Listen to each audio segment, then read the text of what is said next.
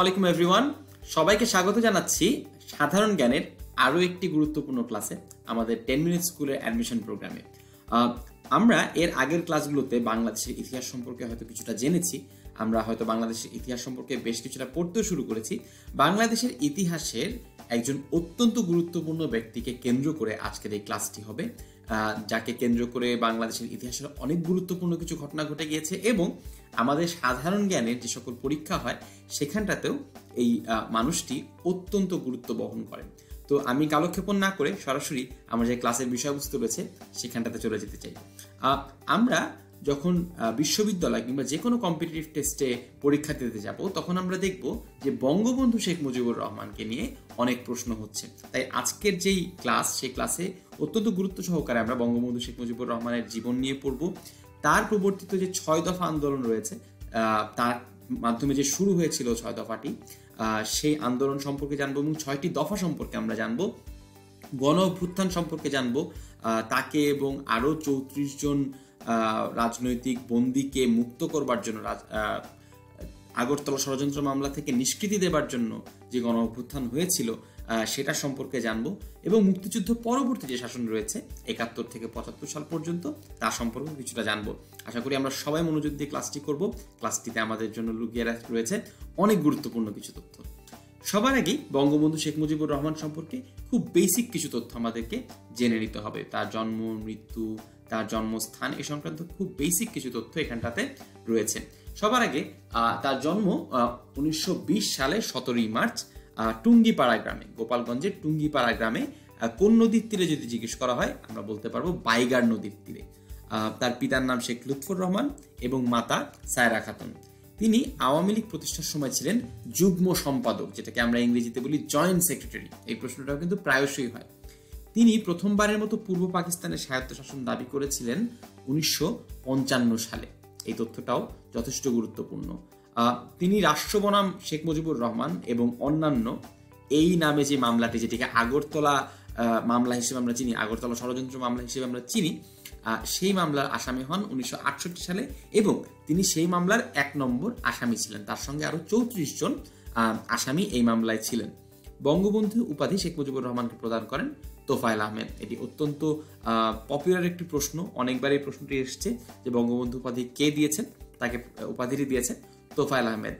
সাথে সাথে যেহেতু মনে পড়ছে তাই আমি বলে দিই, এর সঙ্গেই ভারতের যে জাতির জনক রয়েছে মহাত্মা গান্ধী, সেই মহাত্মা গান্ধীকে মহাত্মা উপাধিটি দিয়েছিলেন রবীন্দ্রনাথ ঠাকুর।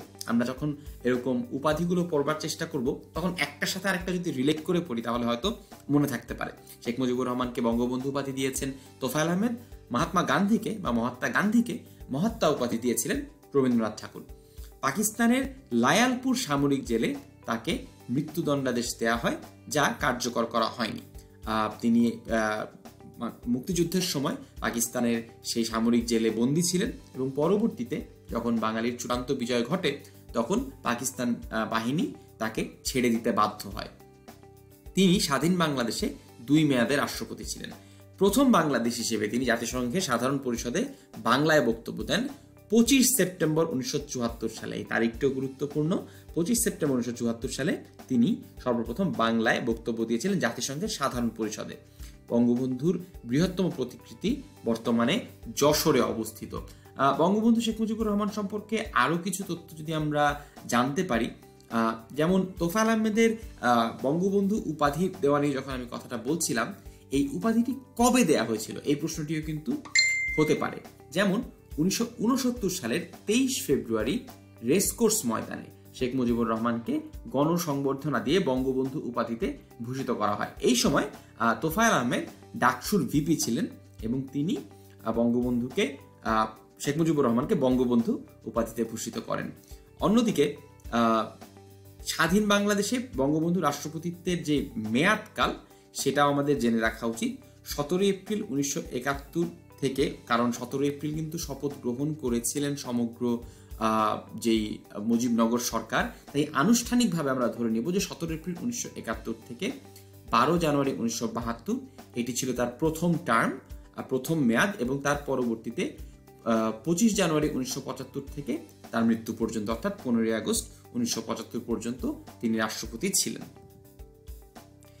এবার আমরা বঙ্গবন্ধুর জীবনের যে ঘটনাবলী রয়েছে সেগুলোকে একটু সালক্রমে একটু দেখার চেষ্টা করি। প্রথমত আমরা জন্মের পর থেকে আসছি, আমরা তো একটু আগে জন্মের কথা জানলামই। 1920 সালে তার জন্ম হয়। এখানটাতে গুরুত্বপূর্ণ তার ব্যক্তিগত জীবনের সাথে গুরুত্বপূর্ণ এবং রাজনৈতিক জীবনের সাথে গুরুত্বপূর্ণ যে ঘটনাগুলো রয়েছে সেগুলোই তুলে ধরা হয়েছে। 1942 সালে তিনি কলকাতা ইসলামিয়া কলেজে ভর্তি হন। পরবর্তীতে 1947 সালে তিনি বিএ পাশ করে ছাত্র রাজনীতিতে সংযুক্ত হন। এখানটাতে একটা জিনিস বলে রাখা দরকার, 1946 সালে দিল্লিতে মুসলিম লীগ কনভেনশন শেষ হবার পর বঙ্গবন্ধু তার বন্ধুদের সঙ্গে আজমির শরীফ যান এবং সেখান থেকে আগ্রায় তাজমহল দেখতে চান। তিনি 1946 সালে তাজমহল দেখতে গিয়েছিলেন। 1948 সালে ঢাকা বিশ্ববিদ্যালয়ের আইন বিভাগে ভর্তি হন এবং 1949 সালে চতুর্থ শ্রেণী কর্মচারীদের বেতন বৃদ্ধির আন্দোলনে থাকায় তাকে বিশ্ববিদ্যালয় থেকে বহিষ্কৃত করা হয়। আওয়ামী মুসলিম লীগ প্রতিষ্ঠা হলে শেখ মুজিবুর রহমান যুগ্ম সাধারণ সম্পাদক নির্বাচিত হন। আমরা কিছুক্ষণ আগে দেখেছি যে তিনি যুগ্ম সাধারণ সম্পাদক পদে নির্বাচিত হয়েছেন। আগের স্লাইডে দেখেছিলাম তার সময়কালটি এবং এখানটাতে আমরা দেখতে পাচ্ছি যে তিনি এই একই বছর ঢাকা বিশ্ববিদ্যালয় থেকে বহিষ্কৃত হয়েছিলেন। এখানটাতে আরেকটা জিনিস জানিয়ে রাখা দরকার, সেটা হচ্ছে দেশ স্বাধীন হবার পরে ঢাকা বিশ্ববিদ্যালয় থেকে তাকে আবারও এই যে অনারারি যে ডিগ্রিটি, সে অনারারি ডিগ্রিটি দেয়া হয়। 1954 সালে তিনি যুক্তফ্রন্ট মন্ত্রিসভার কৃষি, ঋণ, সমবায় ও পল্লী উন্নয়ন মন্ত্রণালয়ের মন্ত্রী হিসেবে নিযুক্ত হন। এরপরে 1955 সাল, এর আগে ভাষা আন্দোলনের ছোট্ট একটা ঘটনা উল্লেখ করা প্রয়োজন। 1952 সালে তিনি কারাগারে ছিলেন। অসুস্থতার কারণে বন্দিদশাতেই ঢাকা মেডিকেলে তিনি ছিলেন। সেখানে তিনি নেতৃবৃন্দের সাথে কথা বলেন এবং 21 ফেব্রুয়ারিতে প্রতিবাদের দিন স্থির করা হয়। উপরন্তু তিনি নিজে 16 ফেব্রুয়ারি থেকে অনশন শুরু করেন রাজবন্দীদের মুক্তির জন্য। পরে তিনি অনশন ভঙ্গ করেন, তাকে মুক্তি দিবে এই নির্দেশ আসার পর অনশন ভঙ্গ করান মহিউদ্দিন আহমেদ। এই নামটিও হয়তো আমাদের জন্য অত্যন্ত গুরুত্বপূর্ণ। 1955 সাল তিনি পাকিস্তান গণপরিষদের সদস্য নির্বাচিত হন। 1964 সালে সর্বদলীয় সংগ্রাম পরিষদ গঠন করেন। 1966 সালে সেই ঐতিহাসিক 6 দফা তিনি পেশ করেন এবং একই সাথে আওয়ামী লীগের সভাপতি নির্বাচিত হন। 1968 সালের আগরতলা ষড়যন্ত্র মামলা সম্পর্কে আমরা সবাই জানি, সেখানে তিনি 1 নম্বর আসামি ছিলেন। 1971 সালের যে ঘটনাগুলো, এগুলো অত্যন্ত গুরুত্বপূর্ণ। 7ই মার্চের একটি বিশ্ব ইতিহাসের একটি অত্যন্ত গুরুত্বপূর্ণ ঐতিহাসিক ভাষণ তিনি দেন এবং 26শে মার্চ বাংলাদেশের স্বাধীনতা ঘোষণা করেন। 1972 সালের 10 জানুয়ারি তিনি স্বাধীন বাংলাদেশে প্রত্যাবর্তন করেন। তাই 10 জানুয়ারিকে স্বদেশ প্রত্যাবর্তন দিবস হিসেবে পালন করা হয়। 1974 সালে জাতিসংঘের সাধারণ পরিষদে বাংলা ভাষায় তিনি ভাষণ দেন এবং 1975 সালে তিনি সপরিবারে নিহত হন। বঙ্গবন্ধুর উপাধি এবং জীবনাচার এগুলো সম্পর্কে আমাদের একটু ধারণা রাখা প্রয়োজন। বঙ্গবন্ধু উপাধি প্রাপ্ত হন তোফায়েল আহমেদ কর্তৃক 1969 সালে 23 ফেব্রুয়ারি, যেটা আমরা কিছুক্ষণ আগে জেনেছি। জাতির জনক উপাধি প্রদান করেন আসম আব্দুর রব, যিনিও সেই তৎকালীন অর্থাৎ 1971 সালে তিনি ডাকসুর ভিপি ছিলেন। অর্থাৎ দুজন ডাকসুর ভিপি তাকে দুটো উপাধি দিয়েছিলেন। অর্থাৎ প্রথমত 1969 সালে ডাকসুর ভিপি ছিলেন তোফায়েল আহমেদ, তিনি তাকে উপাধি দিয়েছিলেন বঙ্গবন্ধু, এবং 1971 সালে ডাকসুর ভিপি ছিলেন তিনি 3 মার্চ আসম আব্দুর রব তিনি জাতির জনক উপাধি দেন বঙ্গবন্ধু শেখ মুজিবুর রহমানকে। 1971 সালে 5 এপ্রিল যুক্তরাজ্যের নিউজ উইক সাপ্তাহিক ম্যাগাজিনে বঙ্গবন্ধুকে পোয়েট অফ পলিটিক্স বা রাজনীতির কবি হিসেবে আখ্যা দেওয়া হয়। বঙ্গবন্ধু ইতেহাদ পত্রিকায় কাজ করতেন। বঙ্গবন্ধুর আত্মজীবনী লেখার জন্য জেল গেটে কাগজ দিয়ে যেতেন স্ত্রী ফজিলাতুন্নেসা। এই ঘটনাগুলো বঙ্গবন্ধুর আত্মজীবনীতে খুব চমৎকার করে লেখা আছে, যে শেখ ফজিলাতুন্নেসা মুজিব যখন তার সাথে দেখা করতে আসতেন সেই ঘটনাগুলো খুব সুন্দর করে লেখা আছে এবং আমি সবাইকে অনুরোধ করবো এই আত্মজীবনীটি পড়বার জন্য। তিনি আত্মজীবনী লেখা শুরু করেন 1967 সনে এবং 1946 সালে তিনি তাজমহল দর্শন করেন। কিছুক্ষণ আগে আমি যেটা বলছিলাম, তিনি তাজমহল দর্শনে যান। বঙ্গবন্ধু অনশন জেলে ভাঙিয়েছিলেন মহিউদ্দিন, আমরা কিছুক্ষণ আগেই এই নামটা কিন্তু জেনেছিলাম। মহিউদ্দিন আহমদ তিনি তার অনশন ভাঙিয়েছিলেন জেলের ভিতরে। বঙ্গবন্ধু আওয়ামী লীগের সভাপতি নির্বাচিত হন 1966 সালের 1 আগস্ট এবং 1975 সালের 15ই আগস্ট বঙ্গবন্ধুর যে হত্যা, যে বর্বরচিত যে ঘটনাটি যেদিন ঘটে, সেই দিনটি ছিল শুক্রবার। বঙ্গবন্ধুর লিখিত 3টি বই আমাদের সামনে রয়েছে। আমরা এই 3টি বই আমাদের কাছে পাই। তিনি এই 3টি বইয়ে তার ব্যক্তিগত এবং রাজনৈতিক মতাদর্শ, রাজনৈতিক ইতিহাস এবং স্বাধীন বাংলার যেই ইতিহাসের লম্বা ইতিহাস তার অনেকটা তুলে ধরেছিলেন, এবং তার সঙ্গে তার যে সম্পৃক্ততা ছিল সেটিও অনেকখানি উঠে এসেছে। অসমাপ্ত আত্মজীবনী, কারাগারের রোজনামচা এবং আমার দেখা নয়া চীন, এই 3টি বই বঙ্গবন্ধু শেখ মুজিবুর রহমান কর্তৃক রচিত হয়েছে। প্রথম যে বইটি এই স্লাইডে দেখতে পাচ্ছি তা হচ্ছে বঙ্গবন্ধুর অসমাপ্ত আত্মজীবনী। এটি 1967 সালে ঢাকার সেন্ট্রাল জেলে অন্তরীণ অবস্থায় তিনি যখন বন্দী ছিলেন তখন তিনি এই আত্মজীবনীটি লেখেন। 67 সালে তিনি লেখা শুরু করেন। এটি লেখা তিনি শুরু করলেও তিনি শেষ করতে পারেননি। এই বইতে তার শৈশব, স্কুল জীবনের ঘটনাগুলো, দুর্ভিক্ষ, দাঙ্গা, দেশভাগ, রাজনীতিতে জড়িয়ে পড়া এবং 54 সাল অবধি পূর্ব বাংলার রাজনীতি, কেন্দ্রীয় প্রাদেশিক মুসলিম লীগের অপশাসন ইত্যাদির ঘটনা প্রবাহ উঠে এসেছে। এই বইতে চীন, ভারত এবং পশ্চিম পাকিস্তান ভ্রমণের কাহিনীও কিছুটা রয়েছে। এরপর রয়েছে কারাগারের রোজনামচা। বইটি প্রথম প্রকাশ হয়েছে 2017 সালে। বইটিতে 1966 থেকে 1968 সালের বঙ্গবন্ধুর জেল জীবন এবং সেখানে যে যন্ত্রণা, কয়েদিদের অজানা কথা, অপরাধীদের কথা, কেন তারা এই অপরাধ জগতে পা দিয়েছেন, তখনকার রাজনৈতিক পরিস্থিতি কি ছিল, কারাগারে আওয়ামী লীগের যে নেতাকর্মীরা ছিলেন তাদের যে দুঃখ দুর্দশা, সে সময় গণমাধ্যমের যে অবস্থা ছিল, শাসক গোষ্ঠীর যে নির্মম নির্যাতন ছিল, 6 দফার যে আবেগ ছিল, এই প্রত্যেকটি জিনিস তুলে ধরবার চেষ্টা করেছেন। এই বইটির নামকরণ করেছেন শেখ রেহানা এবং ভূমিকা লিখেছেন তার কন্যা শেখ হাসিনা, অর্থাৎ তার 2 কন্যা এই বইটির নামকরণ এবং ভূমিকা লিখেছেন। এবং যে শেষ বইটি আমরা এই স্লাইডে দেখতে পাচ্ছি তা হচ্ছে আমার দেখা নয়া চীন। বইটি প্রকাশিত হয়েছে 2020 সালে। 1952 সালের 2রা অক্টোবর থেকে 12ই অক্টোবর গণচীনের পিকিংয়ে এশীয় প্রশান্ত মহাসাগরীয় দেশগুলোর প্রতিনিধিদের দিয়ে একটি শান্তি সম্মেলনের আয়োজন করা হয়, যেখানে ভারত ও পাকিস্তানের ডেলিগেটরা অংশগ্রহণ করেন। এটি বঙ্গবন্ধুর প্রথম চীন সফর ছিল। এই সফরে চীনের অবিসংবাদিত নেতা মাও সেতুংয়ের সঙ্গে বঙ্গবন্ধুর দেখা হয়। এ সময় তিনি চীনের রাজনৈতিক ও আর্থসামাজিক অবস্থা প্রত্যক্ষ করেন। এছাড়াও 1957 সালে শিল্প, বাণিজ্য, শ্রম, দুর্নীতি দমন ও ভিলেজ এইড দপ্তরের মন্ত্রী থাকাকালে পাকিস্তান সংসদীয় দলের নেতা হিসেবে তিনি দ্বিতীয়বার চীন ভ্রমণ করেন। চীন ভ্রমণের এসব অভিজ্ঞতার আলোকে তিনি একটি ডায়েরি লেখেন, যেখানে তিনি তৎকালীন পাকিস্তান ও চীনের রাজনৈতিক ও আর্থসামাজিক অবস্থার তুলনা, কমিউনিস্ট রাষ্ট্রে গণতন্ত্রের চর্চা প্রভৃতি বিষয়াদি প্রাঞ্জলভাবে আলোচনা করেছেন। এছাড়া বঙ্গবন্ধু শেখ মুজিবুর রহমানের জীবনের একটা গুরুত্বপূর্ণ অংশ হচ্ছে তার 1966 সালের 6 দফা। এই 6 দফা, প্রত্যেকটি দফা নিয়ে আমাদের অনেক সময় প্রশ্ন হতে পারে। 6 দফা নিয়ে বিভিন্ন সাল তারিখ নিয়েও প্রশ্ন হতে পারে। ঐতিহাসিক 6 দফা প্রথম ঘোষণা করা হয় লাহোরে 5 ফেব্রুয়ারি 1966 সালে। আনুষ্ঠানিকভাবে ঘোষণা করেন বঙ্গবন্ধু শেখ মুজিবুর রহমান 23 মার্চ 1966 সালে। 6 দফা রচিত হয় লাহোর প্রস্তাবের ভিত্তিতে। আমরা লাহোর প্রস্তাব সম্পর্কেও একটু জেনে নেওয়ার চেষ্টা করব। 1942 সালে শেরে বাংলা একে ফজলুল হক লাহোর প্রস্তাব ঘোষণা করেছিলেন। 6 দফা সম্মিলিত পুস্তিকার নাম আমাদের বাঁচার দাবি 6 দফা কর্মসূচি, যেটাকে আমরা বুকলেট নামে জানি। এরকম একটি বুকলেট ছাপানো হয়েছিল এই 6 দফা মানুষের কাছে ছড়িয়ে দেবার জন্য।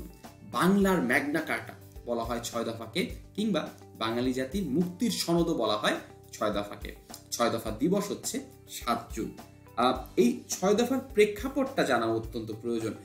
6 দফা আন্দোলন বাংলাদেশের একটি ঐতিহাসিক এবং গুরুত্বপূর্ণ রাজনৈতিক ঘটনা। 1966 সালের 5 ও 6 ফেব্রুয়ারি পাকিস্তানের লাহোরে অনুষ্ঠিত বিরোধী রাজনৈতিক দলগুলোর এক সম্মেলনে আওয়ামী লীগের পক্ষ থেকে শেখ মুজিবুর রহমান পূর্ব পাকিস্তানের স্বায়ত্তশাসন প্রতিষ্ঠার লক্ষ্যে 6 দফা দাবি পেশ করেন। আমরা যদি একটু দাবিগুলো দেখে নিই তাহলে আমাদের জন্য পুরো বিষয়টা অনেক বেশি স্পষ্ট হবে যে এই দাবির সিগনিফিকেন্স কি ছিল আমাদের রাজনৈতিক পটভূমিতে। প্রথম সিগনিফিকেন্স ছিল শাসনতান্ত্রিক কাঠামো ও রাষ্ট্রের প্রকৃতি, অর্থাৎ এই দফায় আমরা মূলত স্বায়ত্তশাসন দাবি করছিলাম, যে কেন্দ্রীয় সরকারের থেকে আমরা একটি আলাদা রাজ্য সরকার থাকবে এবং তার একটি স্বায়ত্তশাসন থাকবে। দ্বিতীয়ত, কেন্দ্রীয় সরকারের যে ক্ষমতা, সেই ক্ষমতার একটি লিমিটেশন আমরা চাচ্ছিলাম। এই লিমিটেশনটাও অনেক ইম্পর্টেন্ট ছিল। ফেডারেল সরকার বা কেন্দ্রীয় সরকারের হাতে থাকবে মাত্র দুটি বিষয়, প্রতিরক্ষা ও বৈদেশিক সম্পর্ক, এবং অপর সব বিষয় যেমন ট্যাক্সেশন, এ ধরনের গুরুত্বপূর্ণ বিষয়গুলো, হেলথ, এডুকেশন, এই প্রত্যেকটি বিষয়ে থাকতে হবে রাজ্যসমূহের হাতে। তৃতীয়ত, 3 নম্বর দফা ছিল মুদ্রা ও অর্থ বিষয়ক ক্ষমতা। পূর্ব ও পশ্চিম পাকিস্তানের জন্য দুটি পৃথক অথচ সহজে বিনিময়যোগ্য মুদ্রা চালু করতে হবে। যদি তা সম্ভব না হয় তাহলে সমগ্র পাকিস্তানের জন্য ফেডারেল সরকারের নিয়ন্ত্রণাধীন একটি মুদ্রা ব্যবস্থা থাকবে, একটি ফেডারেল রিজার্ভ ব্যাংক ও দুটি আঞ্চলিক রিজার্ভ ব্যাংক থাকবে। তবে এক্ষেত্রে পূর্ব পাকিস্তান ও থেকে পুঁজি যাতে পশ্চিম পাকিস্তানে পাচার না হতে পারে তার ব্যবস্থা সম্মিলিত সুনির্দিষ্ট বিধি সংবিধানে সন্নিবিষ্ট করতে হবে। এইখানটাতে যে কারণে এই দাবিটি করা হচ্ছিল তা হচ্ছে, পূর্ব পাকিস্তান থেকে ক্রমাগত অর্থ পাচার হতো পশ্চিম পাকিস্তানে, শুধুমাত্র অর্থ নয় অন্যান্য সম্পদও পাচার হতো। তাই দাবি করা হচ্ছিল যে এখানটাতে একটি কেন্দ্রীয় সেন্ট্রাল ব্যাংক থাকবে, কিন্তু লোকাল একটা সেন্ট্রাল ব্যাংকও থাকতে হবে এবং আলাদা দুটো মুদ্রা থাকতে হবে, যাতে অর্থ পাচারের এই প্রবণতা কমে আসে। 4 নম্বর যে দফাটি ছিল রাজস্ব কর ও শুল্ক বিষয়ক ক্ষমতা। দুই অঞ্চলের বৈদেশিক মুদ্রা আয়ের পৃথক হিসাব থাকতে হবে এবং অর্জিত বৈদেশিক মুদ্রা রাজ্যের হাতে থাকবে। এই সময় কিন্তু বাংলাদেশের যে অংশটুকু অর্থাৎ পূর্ব পাকিস্তান কিন্তু কৃষিতে অত্যন্ত সমৃদ্ধ ছিল, এমনকি শিল্পেও আস্তে আস্তে সমৃদ্ধ হয়ে উঠছিল।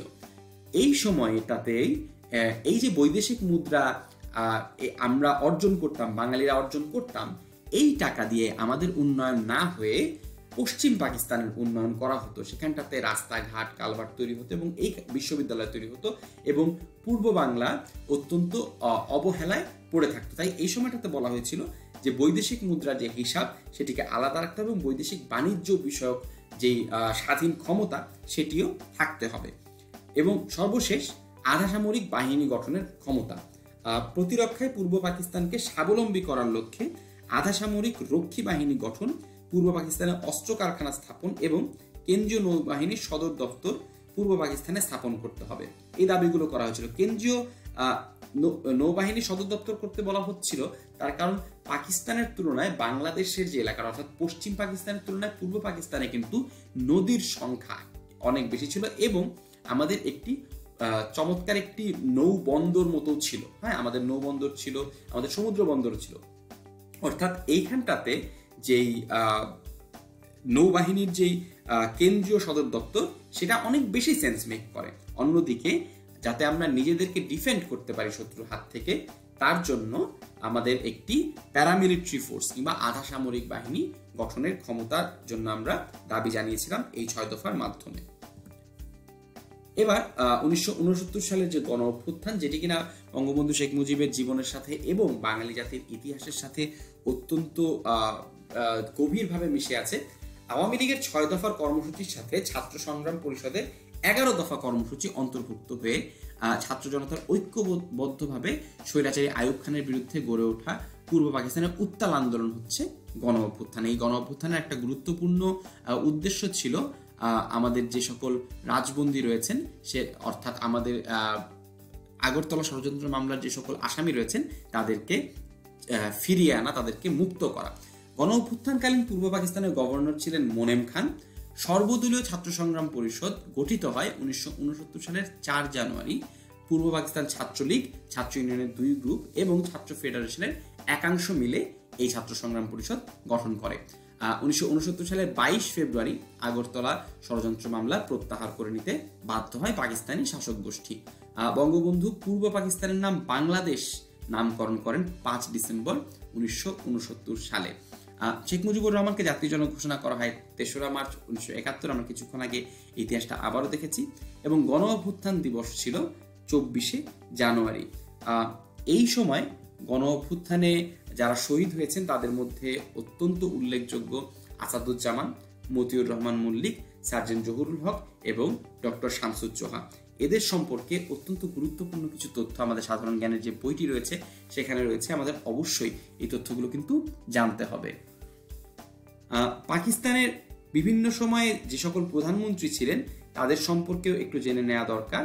প্রথম প্রধানমন্ত্রী ছিলেন লিয়াকত আলী খান, ভাষা আন্দোলনের সময় প্রধানমন্ত্রী ছিলেন খাজা নাজিমুদ্দিন, এবং পাকিস্তানের যখন বাংলাদেশ যখন বিজয় লাভ করে পাকিস্তানের থেকে, যখন মুক্ত হয়, তখন প্রধানমন্ত্রী ছিলেন নুরুল আমিন।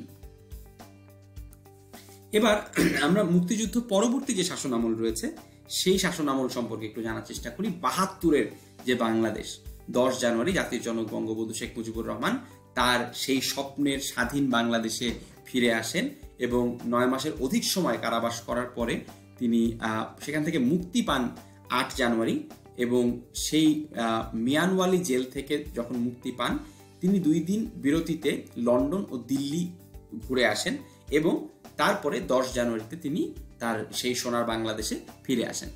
18 জানুয়ারি তিনি ANM হামিদুল্লাহ বাংলাদেশ ব্যাংকের প্রথম গভর্নর হিসেবে দায়িত্ব লাভ করেন, এবং 25 ফেব্রুয়ারি মাওলানা ভাসানী কর্তৃক স্বাধীন বাংলাদেশের প্রথম পত্রিকা সাপ্তাহিক হক কথা প্রকাশিত হয়। 12ই মার্চ বঙ্গবন্ধুর অনুরোধে ভারতীয় মিত্রবাহিনী বাংলাদেশ ত্যাগ করে। এটি নিয়ে খুব চমৎকার একটি ইতিহাস আছে।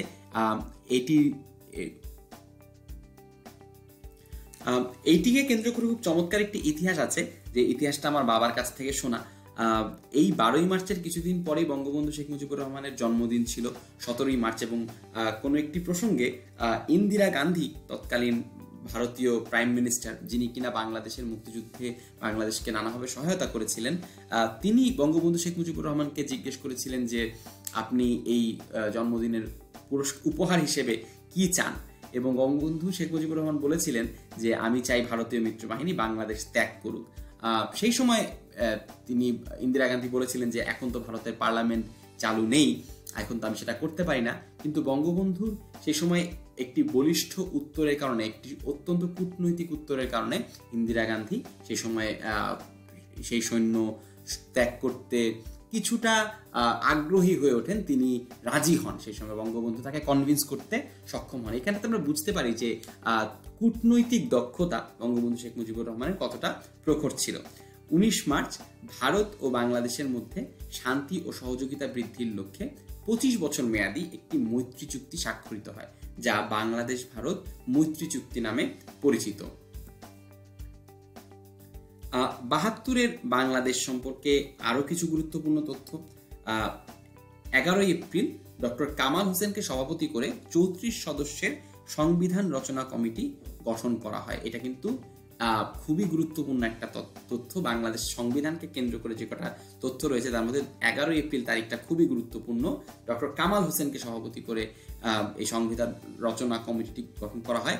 আমি এই 34 সংখ্যাটা যেভাবে করে মনে রাখতাম সেটা হচ্ছে বঙ্গবন্ধু ব্যতীত আরো 34 জন আগরতলা ষড়যন্ত্র মামলার আসামি ছিলেন, এবং সংবিধান রচনা কমিটিতে মোট 34 জন সদস্য ছিলেন। আমি এভাবে করে সংখ্যা দুটোকে মনে রাখতে চেষ্টা করতাম।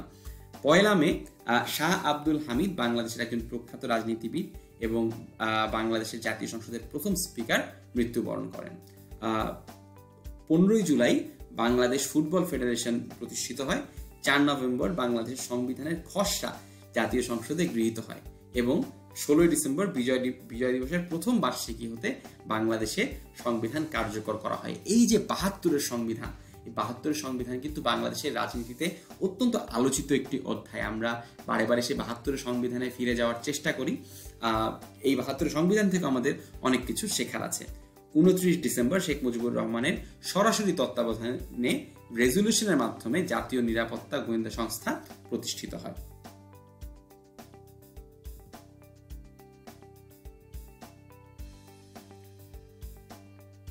তিয়াত্তরের বাংলাদেশ প্রথমেই 7 জানুয়ারি পার্বত্য চট্টগ্রামে পাহাড়ি জনগোষ্ঠীর রাজনৈতিক সংগঠন শান্তি বাহিনী প্রতিষ্ঠার ঘোষণা দেওয়া হয়। 27 ফেব্রুয়ারি বাংলাদেশের পরমাণু শক্তি কমিশন সংস্থাটি প্রতিষ্ঠিত হয়। 7 মার্চ প্রথম বাংলাদেশের সাধারণ নির্বাচন অনুষ্ঠিত হয়। বাংলাদেশ আওয়ামী লীগ সংখ্যাগরিষ্ঠতা অর্জন করে। 5 এপ্রিল রাষ্ট্রপতির আদেশ নং 32 অনুযায়ী বাংলাদেশ কৃষি গবেষণা পরিষদ আদেশ 1973 বলে 1973 সালের 5 এপ্রিল বাংলাদেশ কৃষি গবেষণা পরিষদের জন্ম হয়। আমার মনে হয় এত বেশি আইনের যেই আদেশ, যেই অধ্যাদেশের নম্বরগুলো রয়েছে সেগুলো হয়তো প্রয়োজন হবে না, তারিখটি জেনে রাখাই যথেষ্ট। অর্থাৎ 1973 সালের 5ই এপ্রিল বাংলাদেশ কৃষি গবেষণা পরিষদের জন্ম হয়, এটুকুই যথেষ্ট আমাদের জানার জন্য। 23শে মে বিশ্ব শান্তি পরিষদ কর্তৃক জুলিও কুরি শান্তি পদক আনুষ্ঠানিকভাবে প্রদান করা হয় বঙ্গবন্ধু শেখ মুজিবুর রহমানকে।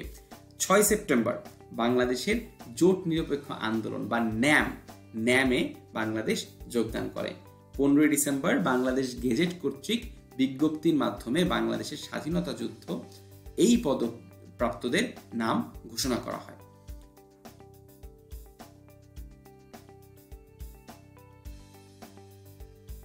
15 ডিসেম্বর বাংলাদেশ গেজেট কর্তৃক বিজ্ঞপ্তির মাধ্যমে বাংলাদেশের স্বাধীনতা যুদ্ধে পদকপ্রাপ্তদের নাম ঘোষণা করা হয়।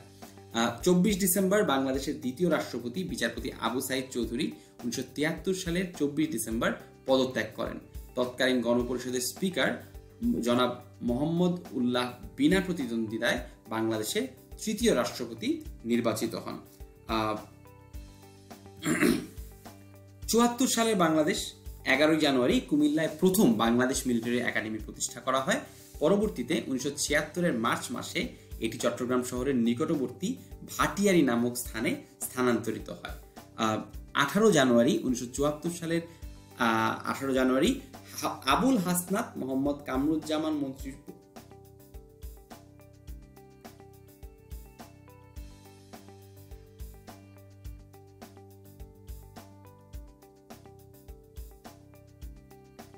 18 জানুয়ারি আবুল হাসনাত এবং মোহাম্মদ কামরুজ্জামান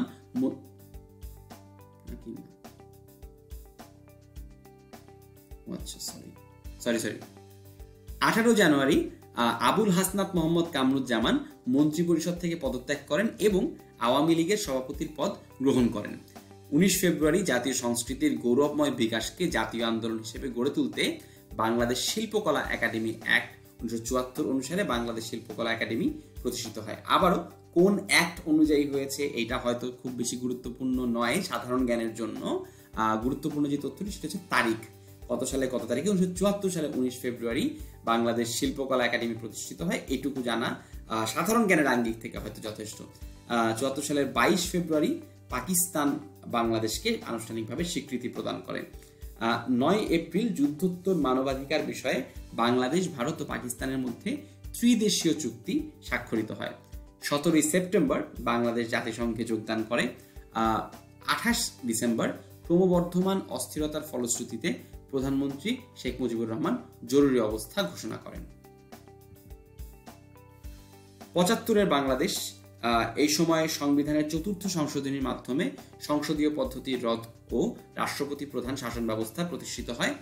24 ফেব্রুয়ারি শেখ মুজিবুর রহমানের নেতৃত্বে বাংলাদেশ কৃষক শ্রমিক আওয়ামী লীগ বা বাকশাল একমাত্র বৈধ রাজনৈতিক দল হিসেবে প্রতিষ্ঠা লাভ করে এবং এরপরে 15 আগস্ট বঙ্গবন্ধু শেখ মুজিবুর রহমানকে সপরিবারে নির্মমভাবে হত্যা করা হয়। এটি পৃথিবীর ইতিহাসে একটি অন্যতম জঘন্যতম এবং বর্বরতম একটি অ্যাসাসিনেশনের ঘটনা, একটি ভয়ঙ্কর হত্যাকাণ্ড, এবং যার মাধ্যমে একটি জাতির উন্নয়নকে থমকে দেওয়ার একটি চেষ্টা করা হয়েছিল, যার মাধ্যমে ওই দেশটির গ্রোথ যাতে বন্ধ হয়ে যায় সেই চেষ্টাটি করা হয়েছিল।